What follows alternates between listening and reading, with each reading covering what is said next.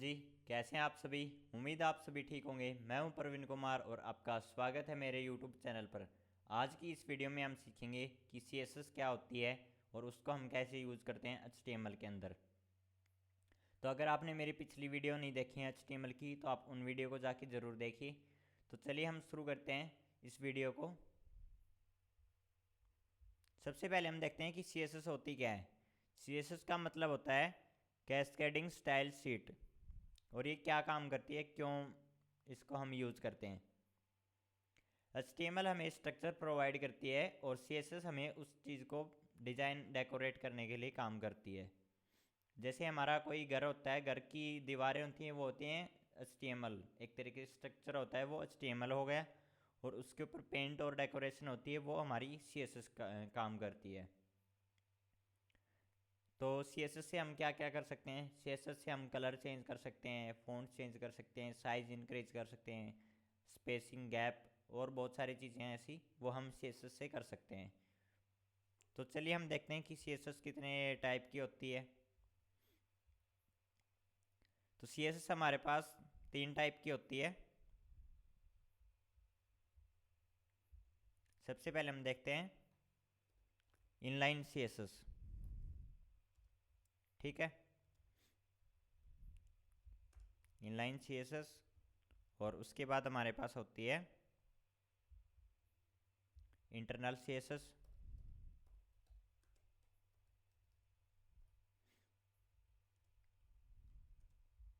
और उसके बाद हमारे पास आती है एक्सटर्नल CSS।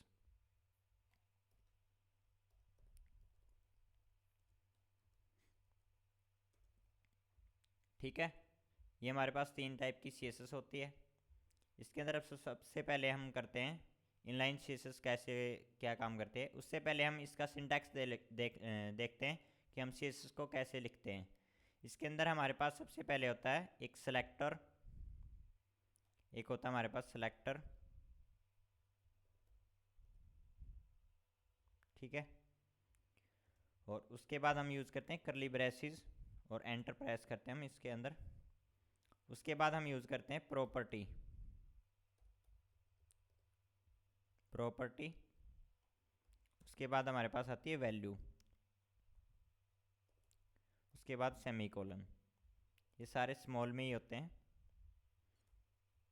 प्रॉपर्टी और वैल्यू हमारे स्मॉल में ही होते हैं। वैल्यू के अंदर हमें तो किस टाइप की वैल्यू है वो देखना पड़ता है। ठीक है, क्योंकि ये पिक्सल में भी होती है। तो चलिए हम देखते हैं कि इनलाइन CSS को हम कैसे यूज़ करते हैं।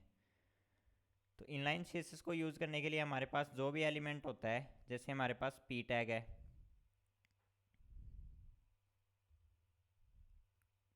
p टैग है, इसके अंदर हमारे पास एक एट्रीब्यूट होता है, उसका नाम होता है स्टाइल। ये हमारे पास सभी के अंदर ही होता है। जितने भी हमारे पास टैग होंगे उनके अंदर सभी के अंदर हम स्टाइल को यूज़ कर सकते हैं। उसके बाद हमारे पास आता है, इसके अंदर हम स्टाइल लिखेंगे। स्टाइल के अंदर हमें क्या करना होता है, स्टाइल, और उसके अंदर हमें यूज़ करना होता है प्रॉपर्टी। प्रॉपर्टी, उसके बाद वैल्यू। ऐसे हमें इसका फॉर्मेट होता है इनलाइन CSS का। उसके बाद आती है हमारी इंटरनल CSS। ये कैसे काम करती है।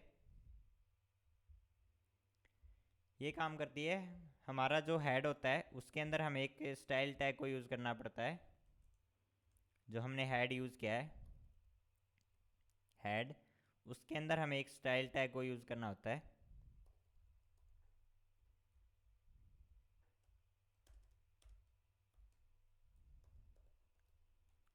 ऐसे हमारे पास एक स्टाइल टैग हो गया।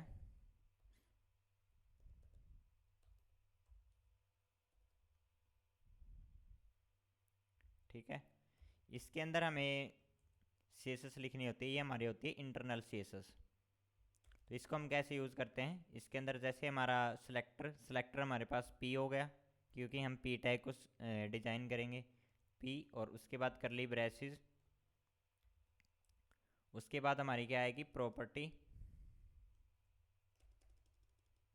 प्रॉपर्टी में हम कलर हमारे पास प्रॉपर्टी हो गई, ब्लू कर देता हूँ मैं कलर, ये हमारे पास प्रॉपर्टी हो गई। तो एक्सटर्नल सीएसएस के अंदर हम क्या करते हैं, एक्सटर्नल सीएसएस जो हमारी होती है वो होती है हमारी एक डॉट सीएसएस फाइल।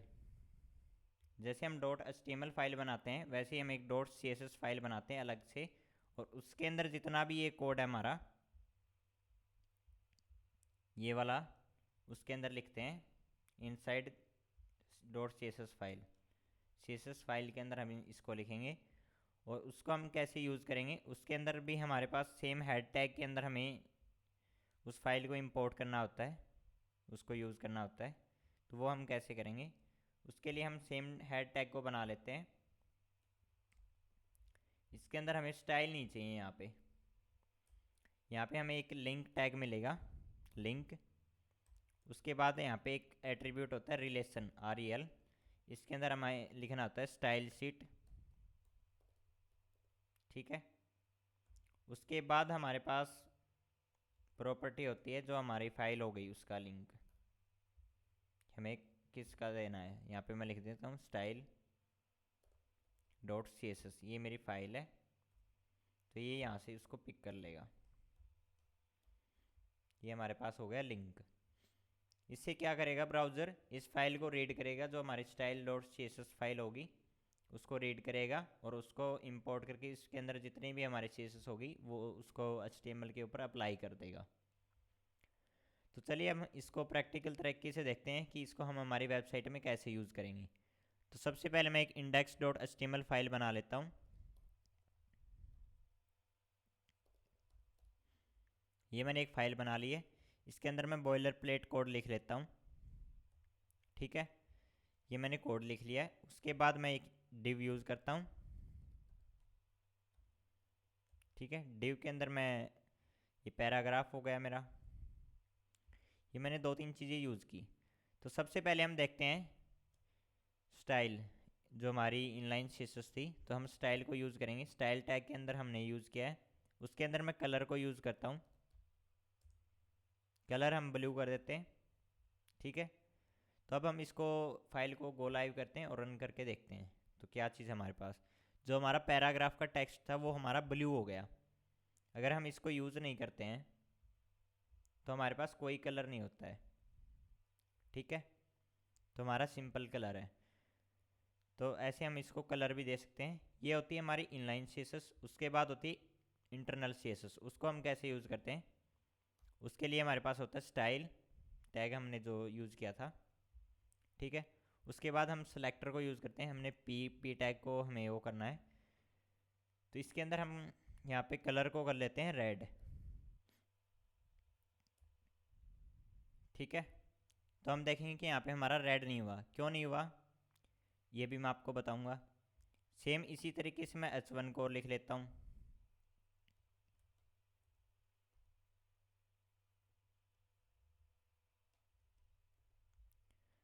तो H1 के लिए भी हम इसको लिख लेते हैं, H1 टैग के लिए। तो अब हमारा H1 रेड हो गया, ठीक है। अब हम एक्सटर्नल CSS को भी देखते हैं कि वो हम कैसे करेंगे। तो उसके लिए हम एक फ़ाइल बनाते हैं style.css, ठीक है। ये हमने फ़ाइल बना दी है। इसके अंदर मैं ये सेम कोड इसके अंदर यूज़ करता हूँ, बट इसके अंदर मैं कलर अलग यूज़ करूँगा। यहाँ पे मैं ग्रीन यूज़ करता हूँ,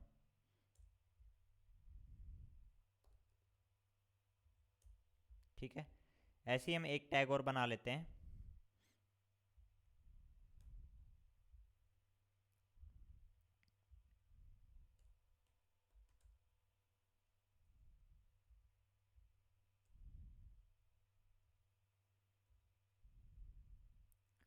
एक हम H2 ले लेते हैं यहाँ पे, और H2 का हम ग्रीन कर लेते हैं। ग्रीन हम सभी के अंदर कर देते हैं। पी टैग के अंदर भी हम ग्रीन टैग को ग्रीन कलर कर देते हैं, ठीक है। अब हम इसको देखते हैं कि इसको हम कैसे यूज़ करेंगे। इसके लिए मैंने आपको एक टैग बताया था, हमें यहाँ पे एक लिंक टैग यूज़ करना होता है। तो इसके अंदर हमें रिलेशन देना होता है। रिलेशन हमने क्या दिया, स्टाइल शीट, और यहाँ पे हमारे को HREF दिखाई दे रहा होगा, इसके अंदर हमें लिंक देना होता है। ठीक है, हमारी जो फाइल है वो कहाँ पे है। अगर ये फाइल हमारी किसी फोल्डर के अंदर होती तो हम यहाँ पे लिखते स्लैश, उससे पहले हम उस फोल्डर का नेम लिखते, जैसे हमारा यहाँ पे HTML बेसिक आ रहा है, अगर उसके अंदर ये हमारी फाइल होती तो हम उसको यूज़ करते। तो अभी हमारी ये डायरेक्ट फाइल है style.css, तो हमने इसको यूज़ कर लिया। तो अब हम इसको देखते हैं कि हमारा ये हेलो वर्ल्ड ग्रीन हो गया है। ठीक है, अगर मैं इसी लिंक को पहले अप्लाई करता हूँ स्टाइल से पहले, तो हमारा ये रेड हो गया। ऐसा क्यों हुआ कि सबसे पहले ब्राउज़र क्या करता है, ये हमारा ब्लू था, ये ब्लू का ब्लू ही रहा, ये चेंज क्यों नहीं हुआ। ब्राउज़र क्या करता है, सबसे पहले वो ब्राउज़र रीड करता है कि हमारी इनलाइन सीएसएस है या नहीं। सबसे बेस्ट और मतलब प्रायोरिटी पे होता है इनलाइन सीएसएस। अगर उसको इनलाइन सीएसएस मिल जाती है तो वो अप्लाई करता है। उसके बाद वो देखता है कि हमारी कोई इंटरनल सीएसएस है या नहीं।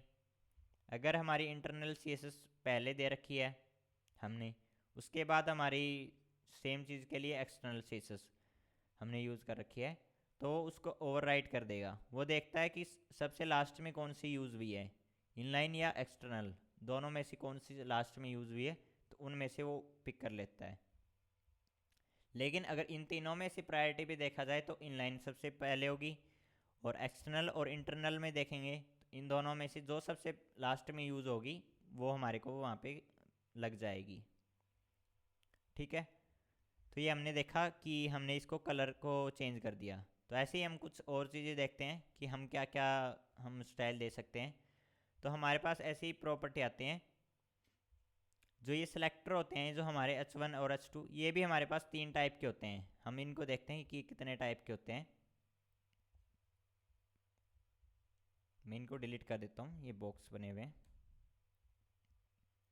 तो हमारे पास सिलेक्टर होते हैं, वो 3 टाइप के होते हैं। होते तो वो बहुत सारे टाइप के, लेकिन मेन 3 टाइप के होते हैं। सबसे पहला हो गया एलिमेंट सिलेक्टर। ठीक है, जो हम अभी यूज़ कर रहे थे पी टैग और H1 को हम डायरेक्ट CSS यूज़ कर रहे थे।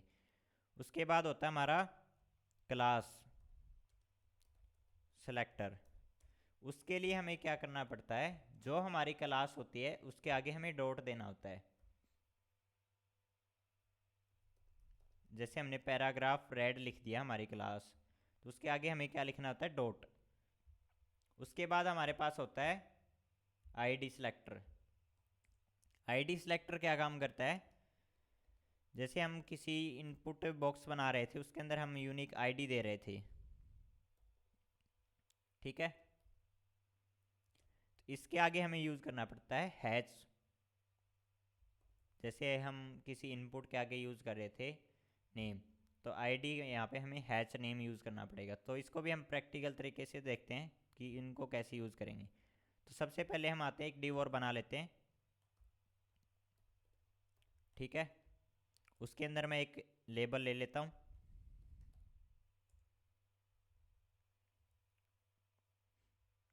और उसके बाद में टाइप बटन। तो हम लेबल का क्या करते हैं, लेबल के अंदर हम क्लास को यूज़ करते हैं, क्लास। ठीक है, क्लास के अंदर मैंने क्या किया है, यहाँ पे टेक्स्ट रेड, ये मैंने एक क्लास नेम दे दिया टेक्स्ट रेड। ठीक है, या ब्लू कर देते हैं हम, टेक्स्ट ब्लू। यहाँ से डायरेक्ट हम कुछ भी नाम रखेंगे उससे कोई मतलब नहीं होता है। ये हो गई हमारी क्लास। ये हम सभी के अंदर जो इनपुट बटन डिव सभी के अंदर हमारे पास एट्रीब्यूट होता है। जैसे अभी हमने देखा था स्टाइल, स्टाइल हम सभी के अंदर यूज़ कर सकते हैं, वैसे ही हम आईडी और क्लास को भी यूज़ कर सकते हैं। तो जो हमारी क्लास है इसके अंदर हमने टेक्स्ट ब्लू तो लिख लिया, इसको हमने कोई CSS नहीं दी है, तो इसकी हम CSS लिखते हैं डॉट और हमारा टेक्स्ट ब्लू, तो इसका हमने कलर ब्लू कर दिया है। ठीक है, उसके बाद हमारा आईडी। आईडी को हम कैसे देंगे, आईडी को हम देते हैं हैच,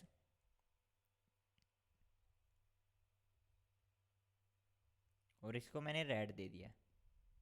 तो अभी हम इसको देखते हैं, यहाँ पे आपको नेम ब्लू दिखाई दे रहा होगा और इसके अंदर मैं कुछ भी टाइप कर रहा हूँ रेड, तो ये हमारा क्या हो गया, कलर रेड। ठीक है, उसके बाद हम आते हैं नेक्स्ट। वैसे हमने एलिमेंट टैग को भी देख तो लिया है। बटन को अगर हम डायरेक्ट देना चाहें,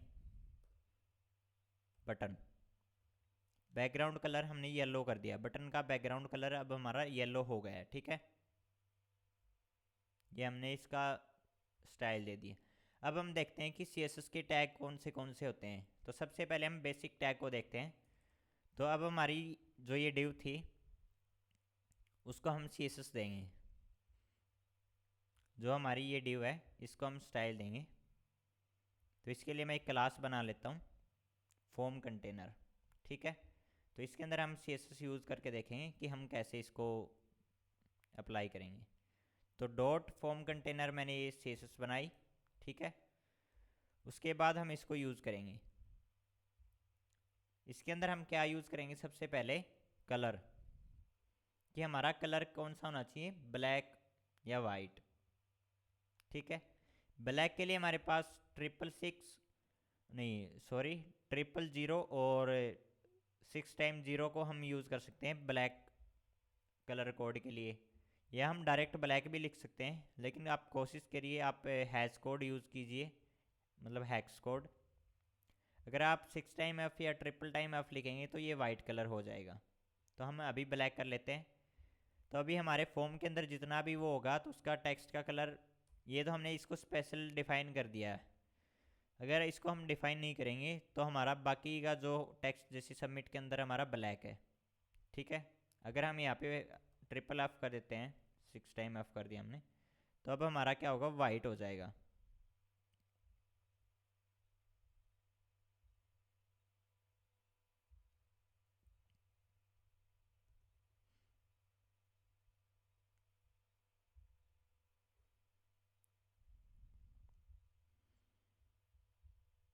इसके लिए मैं किसी को, हाँ, अभी आपको दिखाई दे रहा होगा कि यहाँ पे हमारा पहले रेड टेक्स्ट था और अब हमारा यहाँ पे ब्लैक क्यों आया। ब्लैक इसलिए आया क्योंकि बाय डिफ़ॉल्ट अगर हम कुछ टाइप करते हैं तो कुछ टाइम ये सजेशन देता है तो उसका बाय डिफ़ॉल्ट कलर ब्लैक रहता है, वो आप उसको चेंज नहीं कर सकते हैं।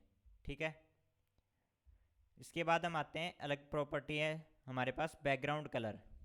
ठीक है, बैकग्राउंड कलर मैंने इसको ब्लैक दे दिया है, तो ये हमारा पूरा बैकग्राउंड है, इसका कलर ब्लैक हो गया। ठीक है, उसके बाद हम आते हैं पैडिंग। पैडिंग क्या होती है, पैडिंग काम करती है, जो ये हमारा बॉक्स है नेम और जो हमारा इनपुट बॉक्स सबमिट बटन है, इन तीनों के ये के अंदर जो ये बॉक्स है ब्लैक वाला, इसके अंदर की साइड जगह स्पेस आ गया इतना पैडिंग से। अगर हम मार्जिन यूज़ करते हैं, मार्जिन, तो मार्जिन क्या करती है, मार्जिन बाहर की साइड से हमें स्पेस देती है। अगर हम मार्जिन शो कर देते हैं एक बार, फिर हम देखते हैं, तो आपने देखा कि इस बॉक्स से बाहर की साइड स्पेस मिल गया हमें। अगर हमें बॉक्स के अंदर स्पेस चाहिए तो हम पैडिंग यूज़ करते हैं। तो पैडिंग भी हमारे पास 4 तरीके से, और मार्जिन को हम भी 4 तरीके से यूज़ कर सकते हैं। मार्जिन को अगर हमें टॉप साइड से देना हो तो मार्जिन टॉप को यूज़ कर सकते हैं। ठीक है, ऐसे ही हमारे पास होता है बॉर्डर। एक बॉर्डर प्रॉपर्टी होती है बॉर्डर, उसके अंदर हमें क्या करना पड़ता है कि हमें उसकी थिकनेस कितनी रखनी है, कि हमें 2px रखना है, कि उसकी 2px हमें दिखे, सॉलिड दिखाना है, और उसका हमें कलर, तो उसके बाद इसका बॉर्डर आ जाएगा। तो मैं इसका कलर रेड कर लेता हूँ या कुछ अलग कलर कर लेता हूँ।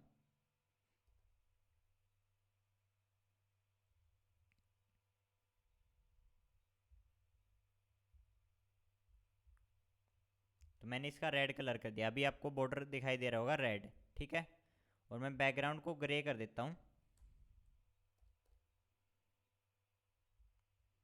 Light grey. ठीक है, ये मैंने बैकग्राउंड को लाइट ग्रे कर दिया। अब उसके बाद हम आते हैं बॉर्डर रेडियस। एक हमारे पास होती है बॉर्डर रेडियस,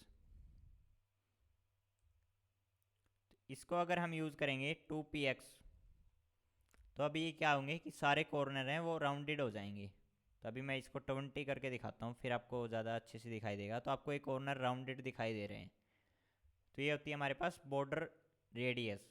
ठीक है, इसको अगर हमें ओनली टॉप का करना हो, टॉप की साइड का हमें बॉर्डर रेडियस करनी हो, तो हम बॉर्डर रेडियस टॉप और बाकी को हम कर सकते हैं। तो उसके लिए हम यहाँ पे यूज़ कर सकते हैं 0px, फिर हम इसको देखते हैं,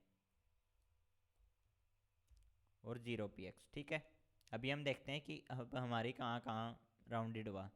तो सबसे पहले हमारा क्या काम करता है, टॉप। अगर हमने चारों यूज़ किए हैं तो ठीक है, अगर हमने दो ही यूज़ किए हैं तो वो क्या करता है, सबसे पहले हमारा होता है टॉप।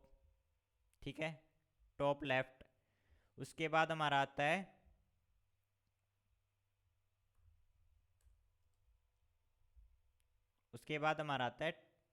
Top right. ठीक है, सबसे पहले हमारे आते हैं टॉप के लेफ्ट और राइट। उसके बाद हमारा आता है बॉटम राइट और बॉटम लेफ्ट। ये हमारा बॉटम लेफ्ट है लास्ट में। ठीक है, सेम तरीके से हम पैडिंग में भी यूज़ कर सकते हैं। जैसे अब हमने ये पैडिंग यूज़ कर रखी है, तो अगर हमें ऊपर से हमें पैडिंग देनी है तो हमें 20px, उसके बाद मैं 40px लिख लेता हूँ। पहले हम 0px यूज़ करते हैं सभी के अंदर, फिर हमें डिफरेंस पता लग जाएगा। ठीक है, तो मैंने अभी 20px कर दिया, तो अभी हमें ऊपर से ही गैप दिखाई दे रहा है, नीचे से गैप दिखाई नहीं दे रहा है। ठीक है,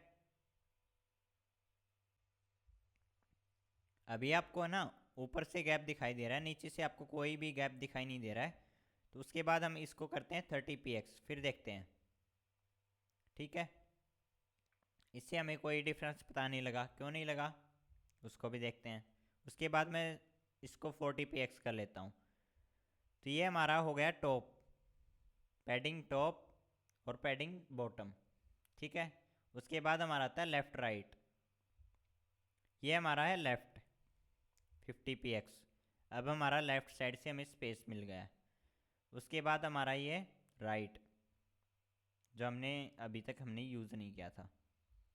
इसके अंदर क्या आता है कि टॉप राइट बॉटम और लेफ़्ट। अगर हम कुछ भी यूज़ ना करेंगे तो सभी equal, top bottom left right सभी इक्वल हो जाएंगे। अगर हम दो ही यूज़ करते हैं तो फिर हम देखते हैं दो यूज़ करने से क्या होता है। ठीक है, अगर हमने यहाँ पे यूज़ किया है 20px, तो क्या होगा, इसकी सेम इसी की कॉपी हम कर लेते हैं। उसके बाद हमारे ये हो गए 4। तो ये क्या है, टॉप, और ये हमारा बॉटम। तो क्या होगा, ऊपर वाले के ऊपर भी 20 आया, नीचे वाले के ऊपर 20। तो अभी हमें यहाँ पे इक्वल दिखाई दे रहा है 20-20। ठीक है, उसके बाद हमारा है ये राइट और ये लेफ़्ट। तो अगर राइट से हमारा 10 है तो उस साइड से भी हमारा 10 होगा। ये है इसका डिफरेंस। और हमारा बॉर्डर रेडियस उसके अंदर हमारा थोड़ा सा अलग होता है। उसके अंदर सबसे पहले ये कॉर्नर आता है हमारा लेफ़्ट टॉप का, उसके बाद राइट टॉप आता है, फिर राइट बॉटम, उसके बाद हमारा लेफ़्ट बॉटम। ठीक है, अगर हम दो ही यूज़ करते हैं, अगर इसके अंदर हम दो ही यूज़ करते हैं तो फिर हमारा क्या होता है, फिर हम इसको देखते हैं। इसी का हम सेम कॉपी करते हैं तो क्या होगा, ये हमारा टॉप लेफ़्ट, फिर हमारा टॉप राइट, उसके बाद बॉटम राइट, उसके बाद बॉटम लेफ़्ट। इसमें उल्टा होता है।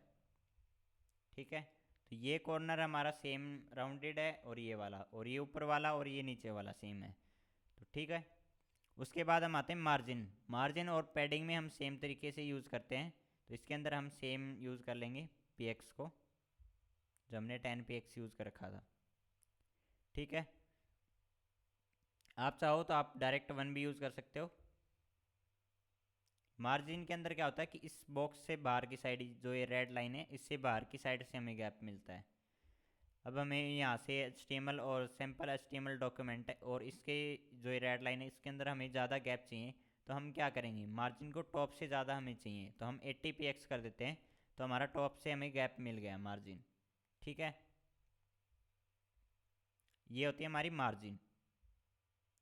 उसके बाद हम आते हैं फ़ॉन्ट फैमिली।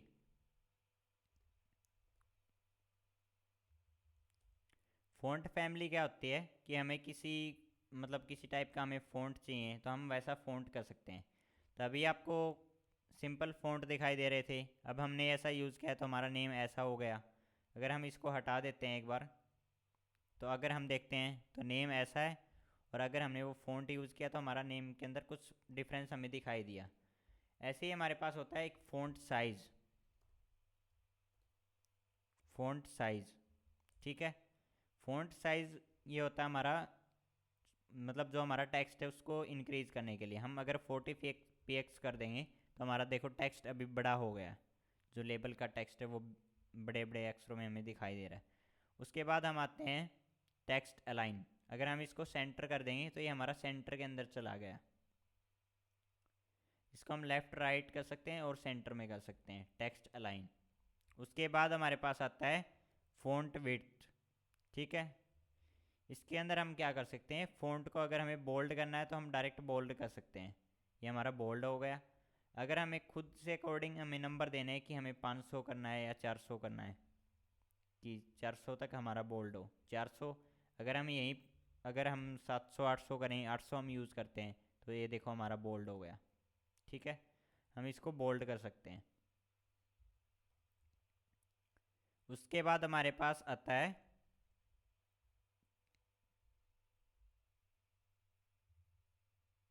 एक शैडो टैग भी होता है, बॉक्स शैडो, वो हम बाद में यूज़ करेंगे।